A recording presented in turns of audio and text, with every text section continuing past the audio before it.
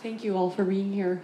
Dad cherished that name of Igor. It was a title that he held in high esteem. I know you all have heard stories probably about grandchildren from Dad, and before grandchildren about his children, maybe once, twice, or more than that. But what you don't all know is that he loved to talk about all of you, his friends, his colleagues. He loved to tell us stories about you. He cherished his friends. You enriched his life and brought great joy to his life. And he shared his stories of you with us. And all the names are coming back to us as I see everybody here, and it's very special. One family in particular that I got to take first front row seat in all the stories and be part of those stories was indeed the Pate family, where I spent many a home charger Sunday as an early teen. Busy Sundays. And when I found out I was pregnant with number 4, and we just assumed it would be a boy, I said to myself, I can do this. I can do this. Remember all those Sundays at the Pate house? I can do this. All those boys everywhere. And then I reminded myself very quickly, okay, Sunday's one day out of the week. I don't remember ever doing any laundry there at the Pate house.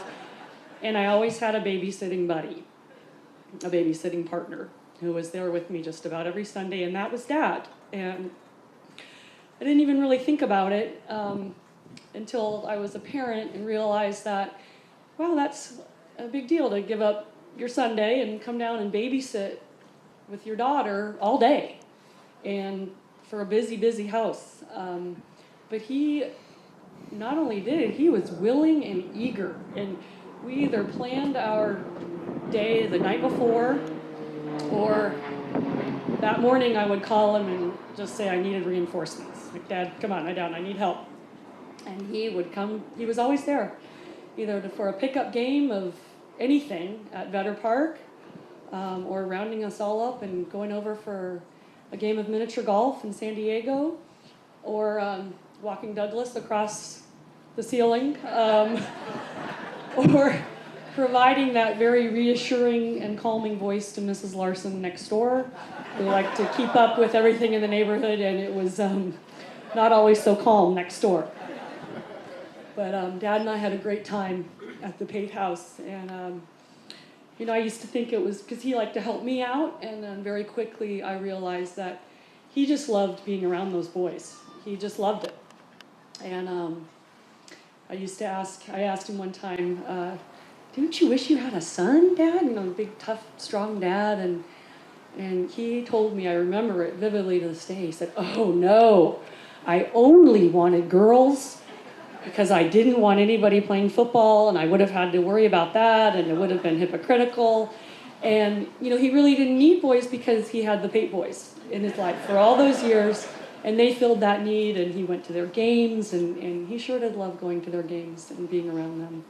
And I'm thankful for them, for that special place that they filled in his life. And all those years, Dad was a bachelor, so he was truly available for those babysitting days and nights sometimes too, that he was always willing to come down there. And it is true. The Pate family opened their hearts and their home to Dad and fed him, countless meals. If you ever saw Dad's refrigerator and freezer when he was a bachelor, it was pretty sparse. The refrigerator didn't have much, and this freezer was filled with Stouffer's frozen dinners. And thank goodness for Chris Pate and the Pates and the boys. We loved you guys so much. And on behalf of Betsy and Catherine and all of us, we want to say thank you to the loving, compassionate CRV staff, Coronado Retirement Village staff. They definitely brought us comfort, especially for Catherine and me living so far away, knowing that he was in good hands, and they were so good to him and treated him with such kindness, and we're very thankful for that. And the next one, I'm trying not to cry, because this is nothing short of true, devoted, endearing friendship, lifetime friendship. And I've told my children all about it, and it's truly an amazing story where it brought great comfort to Catherine and all of us, and to Betsy and myself, where Admiral Flynn was there to take him swimming. Just 3 times a week, visit him all the time, and then when Dad couldn't swim anymore, he was there to walk with him every day. And when Dad couldn't walk anymore, he was there to push him in the wheelchair every day. And it's just a story for all of us of a true, devoted friendship, and I hope I can be that kind of friend to my friends as we get older. So thank you, Admiral Flynn, from the bottom of our hearts for everything. And thank you to all of you for being his loving friends. And to Betsy, my wonderful stepmother, brought the most wonderful, happiest 20 years to Dad's life. And we were just thrilled when he met Betsy and married Betsy. And it couldn't have been more perfect for each other, and I think we all agree on that. And for that, I'm eternally grateful.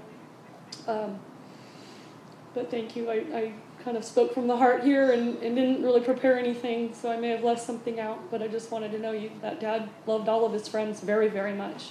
And thank you all for being here.